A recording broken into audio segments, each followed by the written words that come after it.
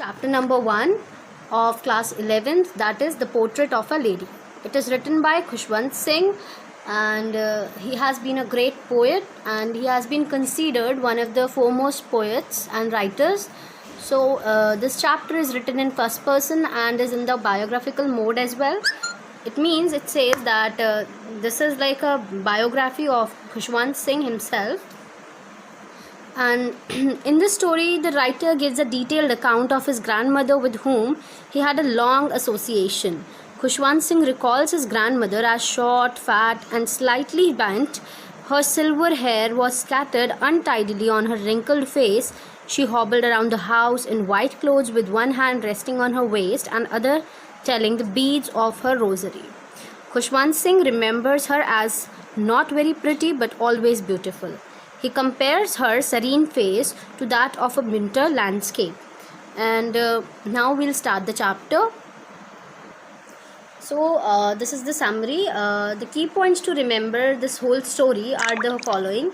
That is, the first point is Khushwant Singh and his grandmother's association. As I told you earlier that this is a biography written by Khushwant Singh, and the association he has shared with us through the medium of this story, that is the portrait of a lady. So the first point says the portrait of a lady.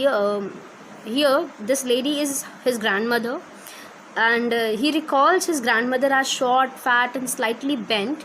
Her silver hair was scattered untidily on her wrinkled face. She hobbled around the house in white clothes, with one hand resting on her waist and the other telling the beads of her rosary.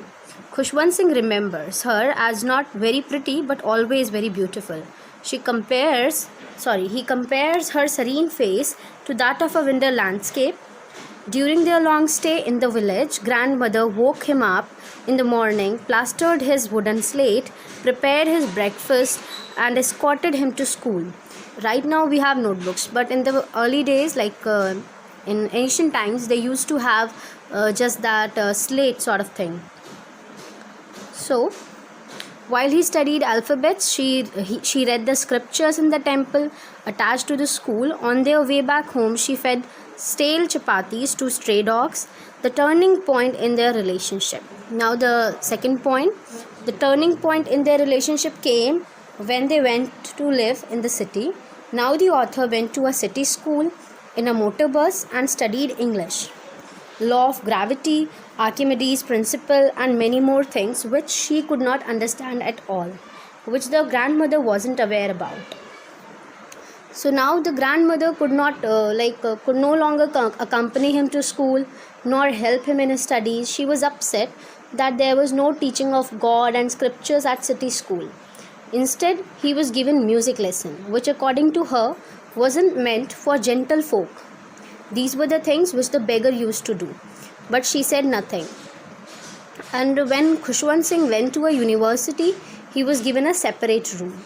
So here comes the third point, that is common link snapped. Now grandmother rarely talked to anyone, and the common link of their friendship was that room, because they used to share that room at last. But this friendship was snapped now. She spent most of her time sitting beside her spinning wheel, reciting prayers and feeding the sparrows in the afternoon. The only thing that has changed is that earlier she used to feed dogs and now she was feeding sparrows. When the author left for abroad, grandmother did not get disturbed. Rather, she saw him off at the railway station. Seeing her old age, the narrator thought that it was his last meeting with her. But contrary to his thinking, when he returned after a span of 5 years, grandmother was there to receive him. She celebrated the occasion by singing songs of the homecoming of warriors on an old dilapidated drum, along with the ladies of the neighborhood. Next morning she got ill. Although the doctor said it was a mild fever and would go away soon, she could foresee that her end was near. She did not want to waste time talking to anyone. She lay peacefully in bed praying and telling the beads till her lips stopped moving and rosary fell from her lifeless fingers. To mourn her death, thousands of sparrows flew in and sat scattered around her body. There was no chirruping. This we are discussing now, the mourning. The second turning point was that he had to go to that university.